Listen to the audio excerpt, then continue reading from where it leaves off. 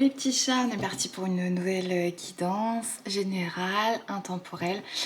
Et prenez bien ce qui résonne. C'est parti.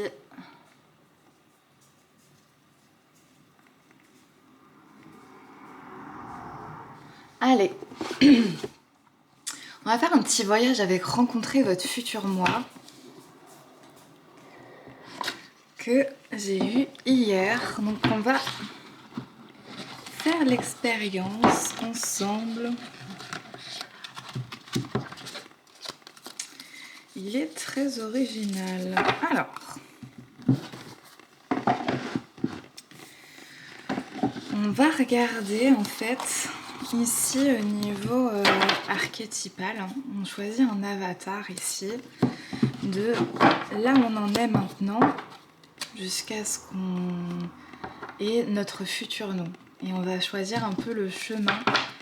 Et là, je vais laisser le hasard faire le maintenant, ici, maintenant, et ça, le prochain. Hop.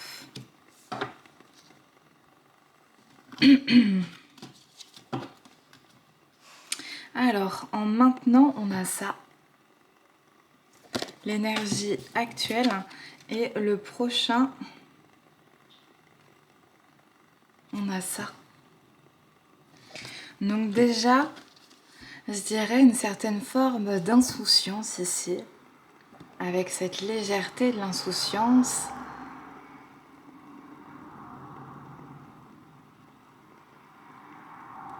Comme si la créativité était en train de se réveiller, s'éveiller à une intégration en fait, peut-être grâce à l'art aussi, de toutes les facettes de nous-mêmes. Les meilleurs comme les pires, comme si on arrivait un petit peu à décrypter les masques qui peut en fait freiner à la pleine visibilité artistique. Ok. Hop.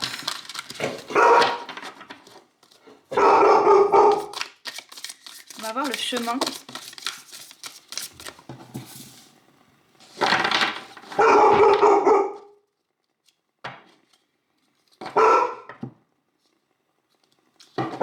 Ok. Alors.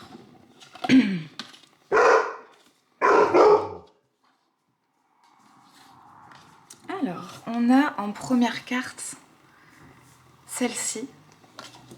On a ensuite celle-ci. Et pour finir, celle-ci. Donc moi je dirais là un petit peu pour débloquer en fait justement cette insouciance, cette créativité, cette légèreté, cette pure expression de soi, et d'être bien avec ça, il y a besoin en fait de regarder le cimetière interne. Pas très réjouissant à dire comme ça, c'est-à-dire regarder tout ce qui n'est pas à sa place, tout ce qui fait un peu tache dans le paysage. Ici on voit en fait un arbre dans un ballon et on se dit ça n'a rien à faire ensemble. Comment ça se fait qu'il y ait cet arbre dans le ballon ? Et ensuite, justement, on a cet arbre qui est à sa juste place. Et comme s'il y avait cette délivrance aussi par la nature, par l'ancrage. Donc, je dirais que pour libérer son potentiel créatif, son plein potentiel, il peut être sportif aussi, sur plein d'autres domaines, bien évidemment.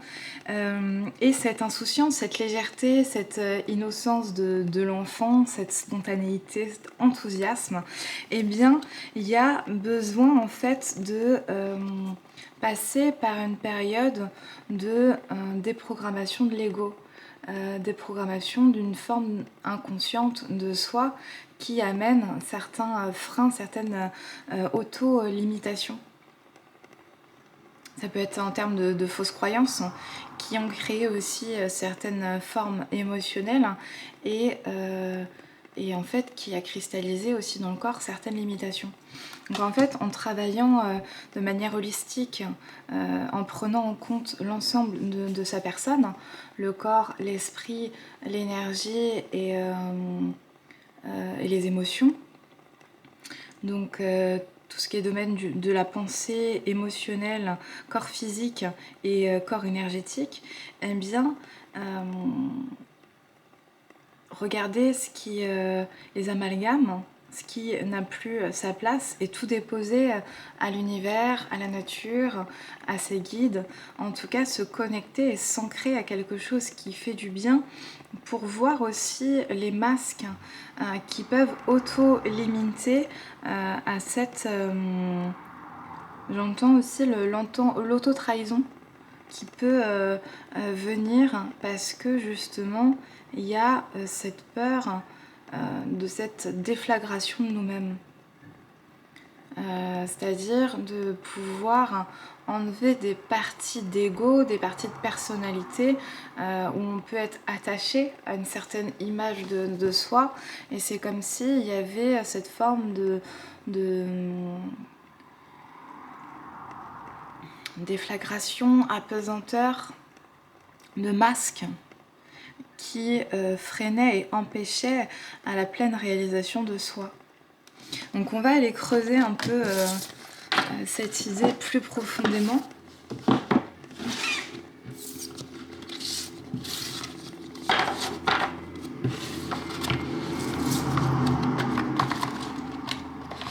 Hop. C'est parti.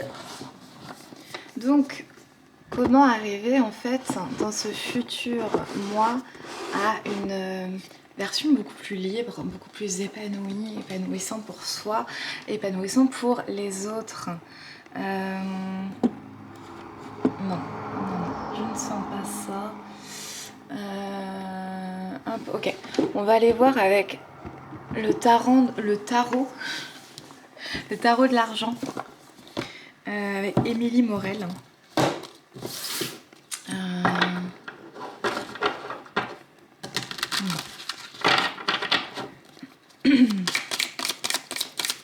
Qu'est-ce qu'il y a comme message à délivrer aujourd'hui? Alors, on a le 5 d'ancrage, hop, avec cette position yogique. On a le 3 de désir, une forme de visualisation de ses rêves. Et hop, c'est pas fini. Ok, alors on a le travail, on a l'intuition, hop, l'intuition, on a le 9 de désir à l'envers, ok, et on a le 2 de désir à l'envers. Donc ce qui est intéressant, on va regarder en fait les deux qui sont à l'envers, hop, ceux-là sont à l'envers et je vous les montre à l'endroit, hop. C'est bizarre parce que c'est les deux personnages qui sourissent, ouais. C'est les deux personnages qui sont à l'envers. Voilà ce qu'on peut déjà noter en premier lieu. En fait, ce que je vais pouvoir percevoir ici, c'est toute la bonne volonté d'y arriver. D'y arriver avec des exercices d'ancrage, pour certains de la danse, du yoga, des méditations, une visualisation peut-être plutôt cohérente, plutôt entretenue de ce qui a envie d'être fait, voilà, de ses rêves et l'incarner, pouvoir même ressentir certaines fois véritablement que c'est déjà là, avoir cette gratitude. En gros, un très très fort volontarisme au niveau du travail, au niveau de l'action, au niveau de la persévérance. Il y a quelque chose aussi, cette petite voix intérieure, l'intuition qui est en train de se dire néanmoins il manque quand même un petit peu cette chose essentielle qu'est la vie, cette vibration simple de je peux rire, je peux être heureuse, même si je ne suis pas encore dans la projection de mes rêves. Même si matériellement, mes rêves ne sont pas encore accomplis, ne sont pas encore totalement là. Il y a peut-être en fait une forme de... Attends, on va attendre. De lassitude, de fatigue un peu chronique, à force de bien faire les choses. Comme si, ok, j'ai réussi à bien m'organiser, j'ai réussi, je fais les bons exercices au bon moment, au bon endroit, et je suis travailleur acharné. Super, bravo déjà. Et en fait, c'est comme si il me manquait quand même quelque chose qui est cet élément vital, cette vie, cette forme de sauvagerie brute qui en fait est un peu coupée à force de persévérance, à force de je vais pas dire ça comme ça, de cette illusion de contrôle qui est plus je fais, plus je suis capable de recevoir, plus je vais donner de ma personne, plus ça va être facile quand je vais recevoir, plus je vais me préparer, plus plus je vais recevoir. Alors que en fait ça me fait penser à cette histoire de il y a un bûcheron qui a 6 heures pour couper du bois. Bah, ce bûcheron il va passer 4 heures à visualiser comment il va le faire, préparer ses outils, faire en sorte que vraiment tout soit prêt, et après pendant 2 heures il va couper du bois. Mais en fait c'est comme si pendant cette préparation il y avait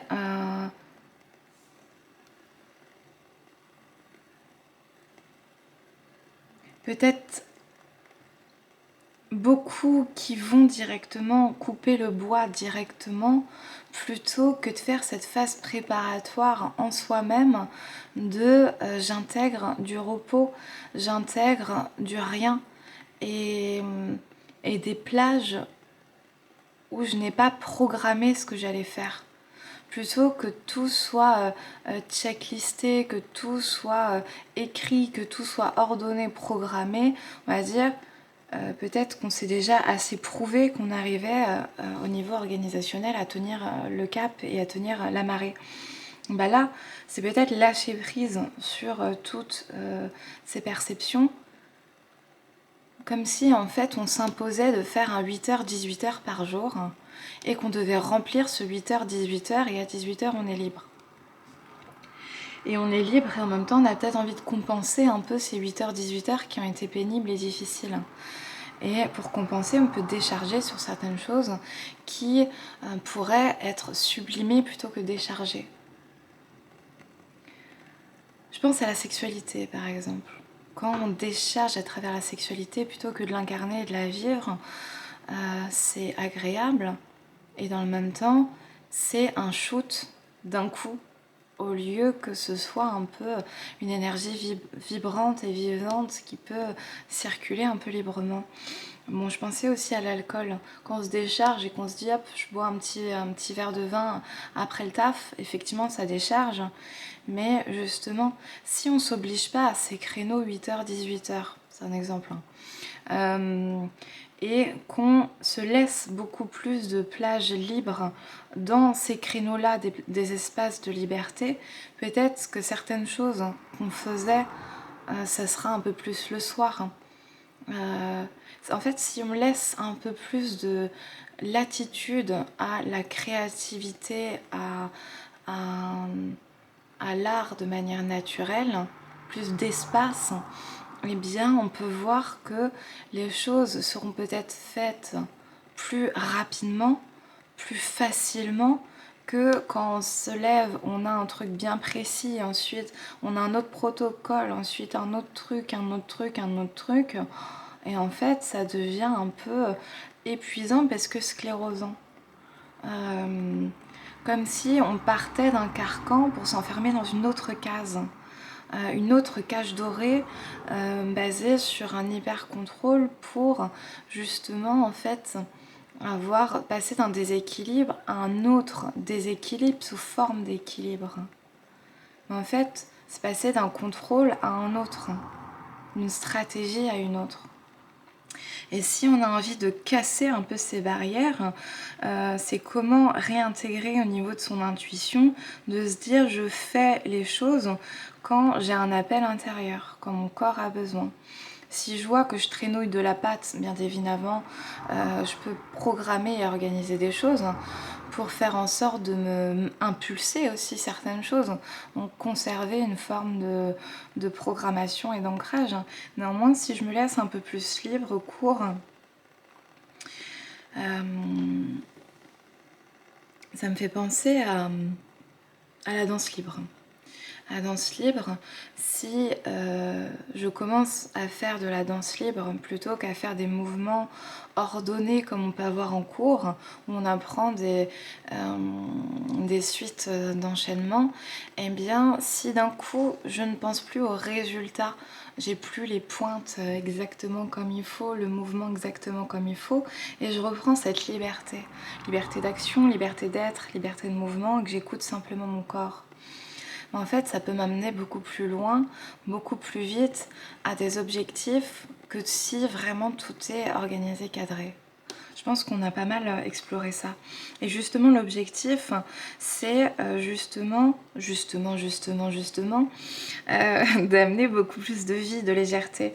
Parce que on tue l'enfant intérieur par le travail acharné.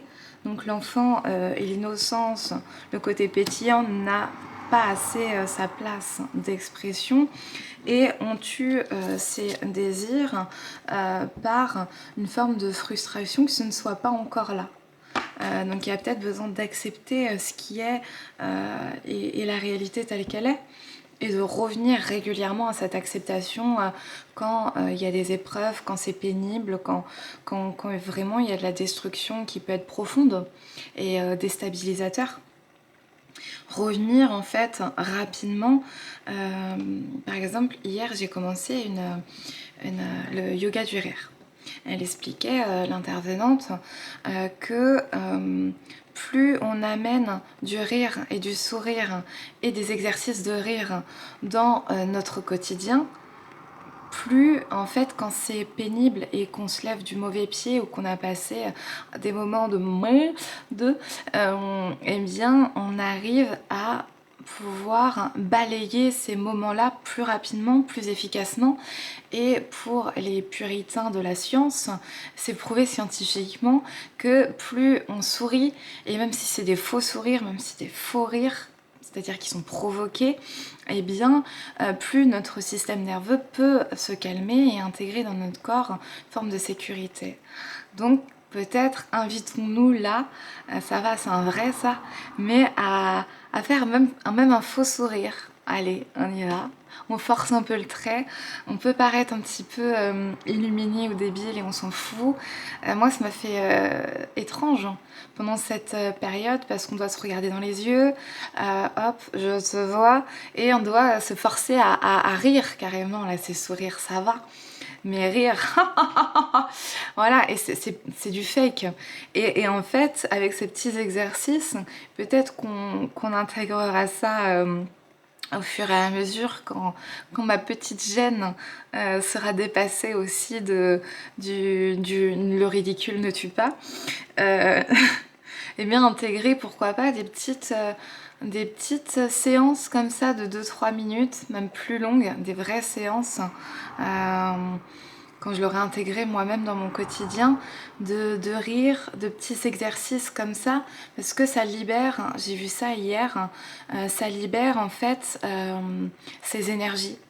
ça libère de l'espace dans le corps qui amène une forme de détente, une forme de bien-être. Et quand c'est fait en groupe, ce qui est intéressant, c'est de pouvoir rétablir aussi du lien social. C'était important pour l'animatrice. Donc en fait, tout ça pour dire quoi? Tout ça pour dire que ces deux personnages, ce serait bien qu'ils soient à l'endroit. Donc c'est chacun de trouver comment je peux ramener un peu de rire dans le quotidien. Et si pour l'instant le rire n'est pas là, déclenchez-le. Apprendre à le déclencher, c'est superficiel peut-être, mais ça marche, ça fonctionne. Donc peu importe que ce soit vrai ou faux, il y a quelque chose qui peut se détendre, il y a quelque chose qui peut s'ouvrir. Et peut-être qu'il y a des choses sur YouTube où on peut gratuitement avoir des petits modèles. J'ai pas regardé, je suis allée faire un truc en direct. Donc pour ceux que ça intéresse, voilà. Sinon en autonomie, ou renseignez-vous dans votre village, s'il n'y a pas des petites animations comme ça qui peuvent être intéressantes. Pour retrouver en fait ce rire, pour retrouver cette joie. Si on aime les cartes, allez faire de temps en temps un petit truc de cartes. Il y a les cartes celles-ci, mais il y a les cartes tarot, belote, poker ou que sais-je. En fait, c'est retrouver des instants en fait. Et je me rends compte là de pas mal de petits mots répétitifs et c'est comme ça. On en a tous. En fait, ou amphétamine. Bon, ça veut dire beaucoup de choses, en fait. Bref, moi, je me fais beaucoup auto-marrer. C'est important, surtout quand il y a des épreuves. Et des fois, je vois qu'il peut y avoir des limitations à ça. Une moralisation, ou non, tu dois pas rire de ça, tu dois pas rire de tout.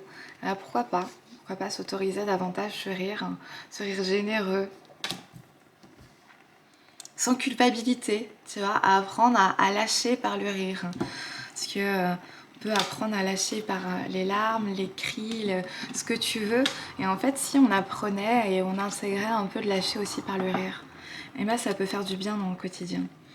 Et revenir à cette innocence, il est magnifique cet enfant. Ça donne envie de retourner jouer au parc avec lui et de s'éclater sur son petit vélo. Et si c'est dans l'imagination, c'est dans l'imagination. Donc c'est ça, c'est comment retrouver connexion à sa joie de vivre et en intégrant des petites choses au quotidien qui nous parlent à nous. Chacun fait comme il peut.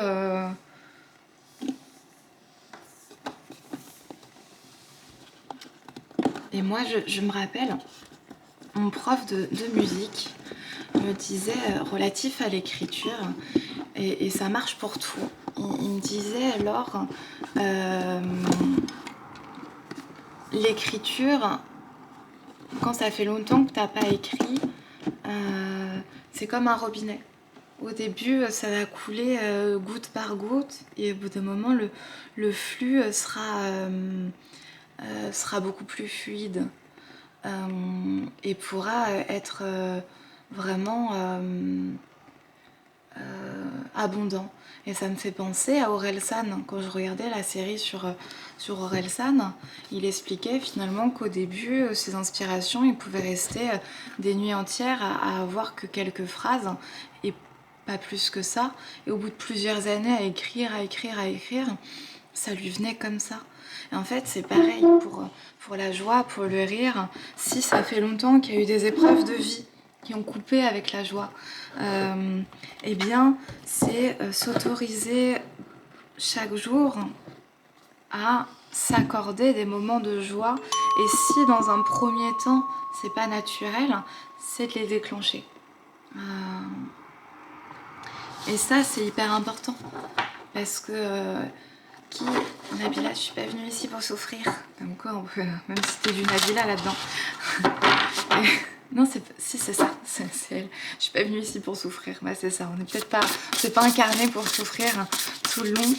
Donc, reprenons le droit à la joie.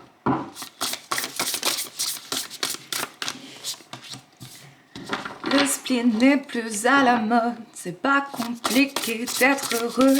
Le spleen n'est plus à la mode, tout. Il faudrait tout oublier pour y croire. Il faudrait tout oublier pour le faire. Si tu le veux, tu l'aurais. Le spleen n'est plus à la mode, c'est pas compliqué d'être heureux. Le spleen n'est plus à la mode, tout. Il faudrait tout oublier pour y croire. Si tu le veux, tu l'aurais. Bon, désolée Angèle, c'est pas les paroles. C'est pas grave, on a l'énergie. Ok. Hop. Ok. Comment ça se goupille? Ça se goupille bien. Alors, on nous donne des pistes pour aller justement à la réalisation de ces rêves, à la réalisation de soi. On a le chakra supérieur du cœur, un bonheur exaltique. Exaltation. Mais commencer à se raconter des conneries, faire des conneries, et en fait y mettre du cœur. Et mettre du cœur à ce que l'on fait. Cette reconnexion au cœur. On a l'éther, l'indicible. L'indicible étoile, mais qui est à l'envers. L'éther à l'envers. Je ne me rappelle plus ce que c'est l'éther, l'indicible. L'indicible espoir.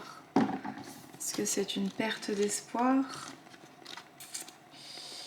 Hello, 18, je suis allée trop loin.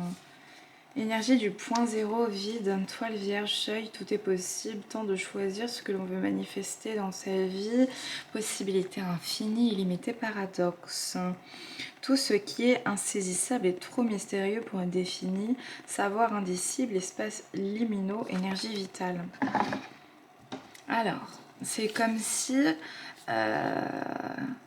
il y avait cette croyance limitante, cette fausse croyance, qui est une fausse croyance, qu'il faut s'ouvrir sur Terre peut-être. C'est possible pour certains qu'il y ait cette fausse croyance. Et justement, que ce n'est pas possible d'ouvrir son cœur. C'est trop dangereux, c'est trop compliqué, c'est pas possible.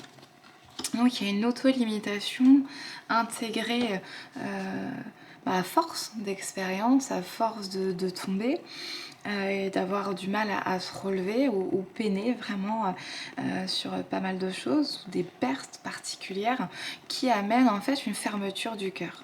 Et là on parle de chant de l'univers. Si on se faisait une petite chanson. Peut-être que toi aussi, derrière ton écran, tu chantes. Ce serait cool. Et c'est ça, c'est... pour certains, ça va être le chant, mais pour d'autres, c'est autre chose. Qu'est-ce qui fait vibrer? Et le chant, de manière un peu symbolique, ça fait vibrer les cordes vocales, mais ça fait vibrer tout le corps. Ça fait recirculer l'énergie vibratoire à travers le corps. Donc même pour ceux qui n'aiment pas chanter ou autre, on peut faire des sons.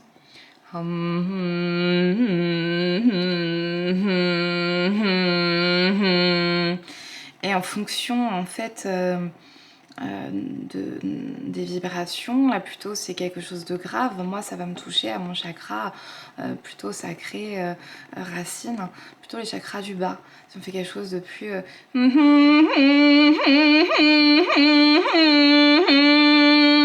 ça va me toucher un peu plutôt chakra du plexus, donc le système un petit peu émotionnel, et pourquoi pas monter vers le cœur. Après chakra de la gorge, chakra du haut, bon, on verra pour la théorie, pour le chant et les chakras plus tard. C'est pas la question ici, cette symphonie, c'est s'autoriser en tout cas même à faire des sons, à chanter tout simplement, à chanter la vie. Parce que justement on a lumière radiante, chakra du plexus solaire, donc toute la terre émotionnelle qui est à l'envers. Et c'est comme si en fait à un moment il y a eu une coupure émotionnelle, d'autant plus pour les personnes qui sont douées d'une certaine forme de sensibilité, et bien à force finalement de souffrir ou d'avoir des épreuves, des douleurs, des déceptions aussi, il y a eu une coupure partielle, ou en tout cas une coupure entière pour certains et qu'ils ont retrouvé partiellement, goutte par goutte, pour justement retrouver sa liberté, liberté d'être, liberté d'expression, liberté d'être soi surtout.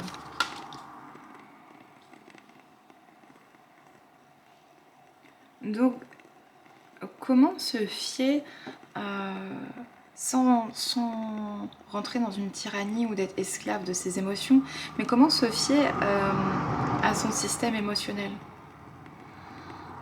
Accueillir ce qui est. C'est une information, est-ce qu'on peut la prendre, l'habiter, l'observer, la regarder, la choyer et puis la laisser partir? Dire ok, merci, c'est une information. Et si en plus on peut comprendre l'origine, après on peut évoluer un petit peu pour ne pas se laisser engouffrer par le système émotionnel qui peut en fait s'emballer ou ne pas être totalement équilibré à force de survie, de vie, d'expérimentation. Donc là, en fait, on voit ici un petit peu avec ce chakra du plexus solaire qu'il y a une activation, et c'est une activation partielle. Donc c'est un encouragement à continuer en fait de ressentir davantage la vie pour retrouver sa liberté. Je ressens donc je suis. Parce que clé de cristal. C'est comme si en fait les épreuves avaient pu jouer sur l'estime de soi et la valeur que l'on s'accorde. Si je n'ai pas été reconnue par mes pairs, mes parents, mes professeurs, mes amis, peu importe, si je n'ai pas été reconnue à un moment donné,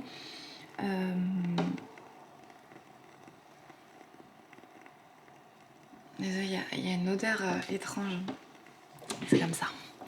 Bon, si je n'ai pas été reconnue, si j'ai eu des épreuves difficiles, que ce soit, pourquoi pas, du harcèlement, du dénigrement, beaucoup de médisance, où j'ai été pointée du doigt pour qui j'étais, parce qu'à un moment on dit t'as été trop comme ci, t'es trop comme ça, tu fais pas ci, tu fais pas ça.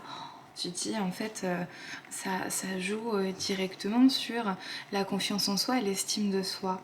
Et c'est comme si on bloquait justement la réponse émotionnelle pour tâcher de ne plus souffrir et d'avoir en fait le cœur qui ne s'ouvre plus ou irradie plus de la même couleur, de la même lumière, parce que justement il y a quelque chose qui s'est refermé à l'intérieur de nous-mêmes par pure protection. Et c'est comme si avec l'esprit du lotus, moi je vois les cicatrices, c'est finalement faire couler les larmes, et cet esprit du lotus qui naît de la boue pour arriver à éclore dans sa pleine lumière et retrouver le soleil. Eh bien c'est un peu cette idée-là de faire preuve de résilience, de force de vie,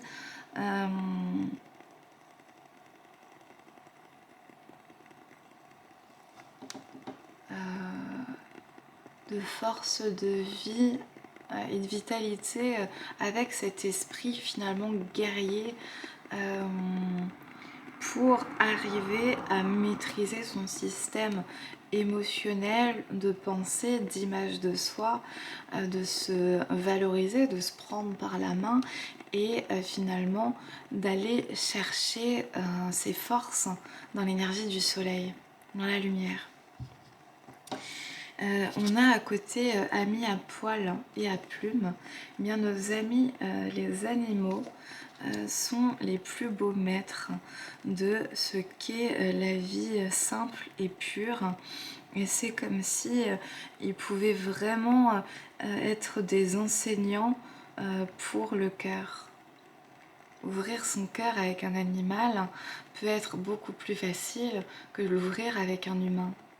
Donc, peut-être entraînons-nous avec à regarder la nature, à regarder les animaux et à ressentir en fait cette sécurité d'ouvrir son cœur, cette sécurité d'aimer en paix. Voilà. Mais c'est magnifique.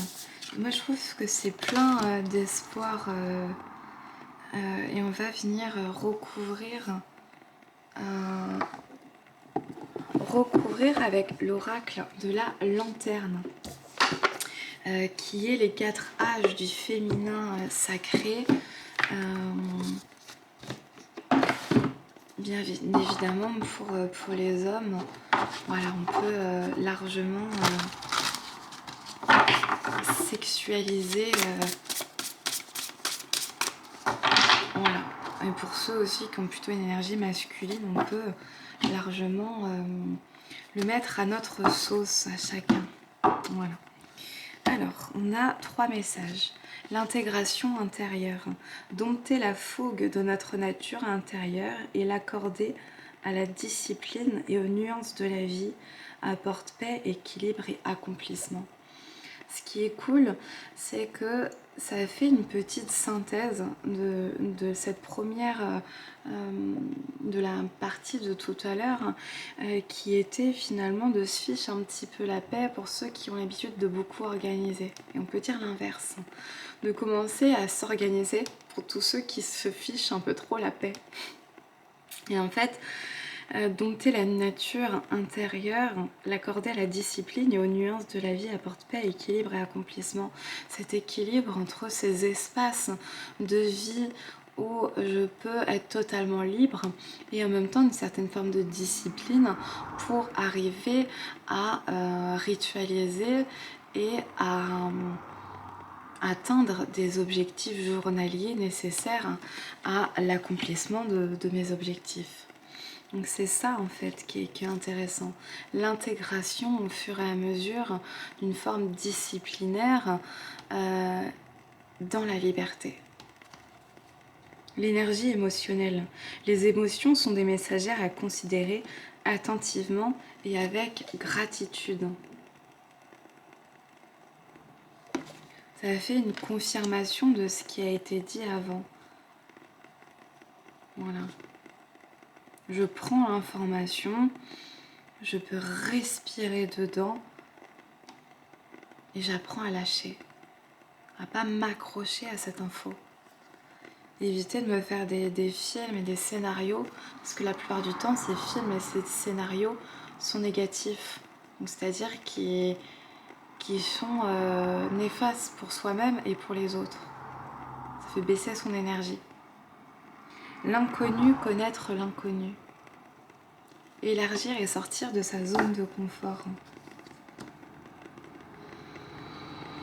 C'est comme s'il y avait en gros 3 étapes qui étaient proposées de remettre du cœur à l'ouvrage dans une forme disciplinaire douce et bienveillante en prenant en compte les informations émotionnelles tout en se détachant du résultat à obtenir. Connaître l'inconnu,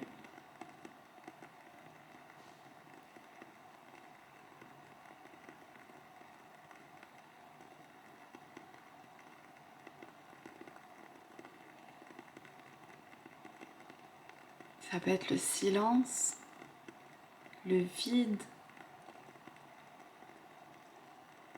l'espace. L'espace pour laisser l'espace de la création.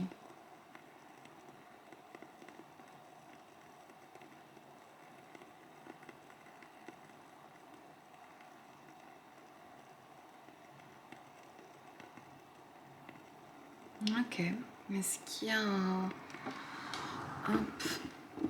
des propositions voyage chamanique? Frédéric Calandini.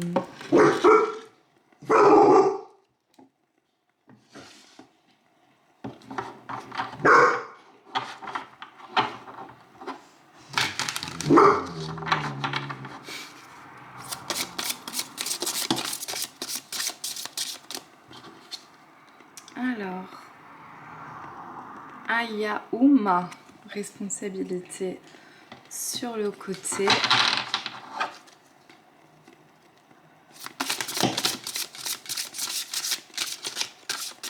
Enfant intérieur, innocence à l'envers.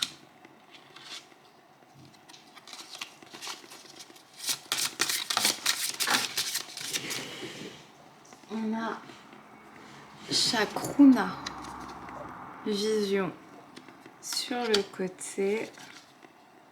On a méditation, pause sur le côté. On a la tarentule, l'art sur le côté. Et une petite dernière, on a l'ayahuasca, guérison à l'envers. Donc, on parlait de l'intégration intérieure. Ok.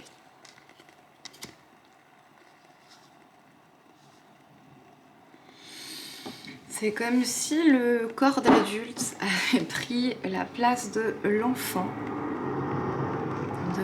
intérieur, de cette innocence. On en parlait aussi en première partie de guidance.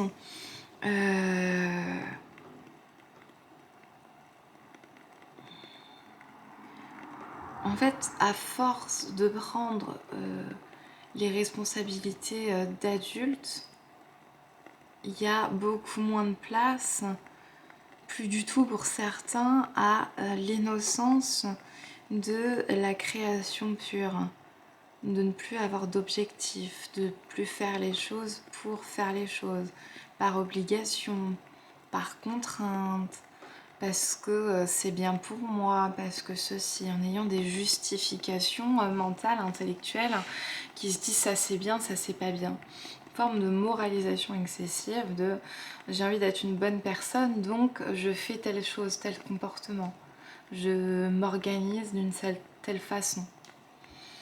Et c'est comme si ça faisait perdre une forme de vision, enthousiasme, une vision claire.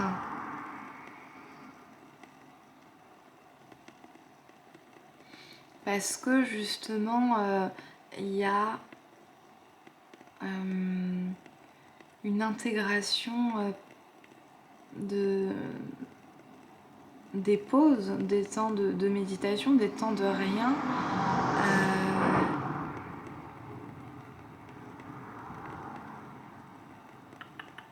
Qu'est-ce qu'il y a avec responsabilité, pause? Avec cette peur de justement de ne plus prendre ses responsabilités si je m'arrête. Si d'un coup je marque une pause, si je ne fais plus rien, si je prends des temps pour moi, rien que pour moi, dans le silence, dans l'accueil, dans la nature, au lieu d'être dans ce système d'acharnement, du faire, de la posture, alors que des fois ça hurle, ça crie à l'intérieur. Donc on ressent une fatigue patente parce que justement il n'y a pas cet espace de vie qui peut amener à recharger un peu les batteries. Et bien finalement ça rentre en contradiction entre suis-je toujours une belle personne, une bonne personne si je m'accorde du temps? Ne suis-je pas quelqu'un d'égoïste, d'égocentrique, de narcissique, de je sais pas quoi en case qu'on peut bien se dire, parce que justement normalement on doit être à 100 à l'heure et c'est comme ça que le temps doit se faire selon un petit peu les normes établies. Et c'est comme si il y avait peut-être besoin de revoir les priorités sur les responsabilités que l'on se met pour justement intégrer plus de temps de pause, pour accorder davantage de temps à son enfant intérieur et aller beaucoup plus librement vers l'art. Parce que c'est comme s'il y avait une vision un petit peu sclérosée, sclérosante de ce qu'est la guérison. Comme s'il y avait une forme d'acharnement thérapeutique, acharnement du bien-faire, acharnement de je fais ceci, je fais cela, je prends le temps de respirer, je prends le temps de m'ancrer, je fais bien mes petits exercices, mes petits machins. Et finalement, le temps de la guérison est aussi un temps de création et aussi un temps de visualisation et aussi un temps de rire, j'observe les fourmis avancer et je suis pleinement dans mon instant et je kiffe ça en fait. Et c'est comme si il y avait ce temps d'intégration à l'heure actuelle pour voir sa responsabilité, sa discipline autrement, plus spécifiquement dans le faire, mais en retrouvant cet équilibre entre je fais donc je suis et je ne fais pas et je suis tout autant. Donc réaccorder une valeur artistique, une valeur du rien, une valeur de l'enfant intérieur, une valeur de la joie simple, une valeur de voir les choses avec des yeux d'émerveillement. Comme si on avait pris l'habitude de regarder un petit peu les catastrophes, ce qui peut mal se passer. Et en fait, c'est une invitation à ouvrir son champ des possibles à travers l'art, à travers la méditation, à voir la guérison autrement, plus comme un mal nécessaire, et l'intégrer un peu quotidiennement dans son mode de vie, dans son quotidien, sans pour autant l'enfermer dans une case et des choses à faire impérativement de manière rigide.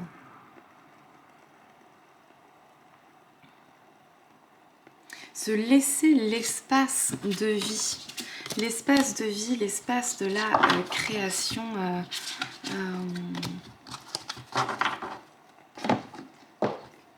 l'espace de la création intérieure. Ok, intéressant. Moi, je n'ai plus de batterie, donc on va finir avec l'oracle de la voix des âmes. Et si ça coupe entre-temps, je vous dis à bientôt. Merci pour votre écoute. Merci pour ce voyage intérieur avec vous. Et puis, je vous fais des bisous. On va regarder. On a la soumission et on a le respect. Je parlais tout à l'heure de ne pas être dans la tyrannie de ses émotions. C'est-à-dire si d'un coup j'ai peur et que mon habitude de vie a été de me figer, eh bien comment je peux prendre cette peur pour arrêter d'avoir une émotion égale une action. Comment je peux prendre un petit peu toutes ces réponses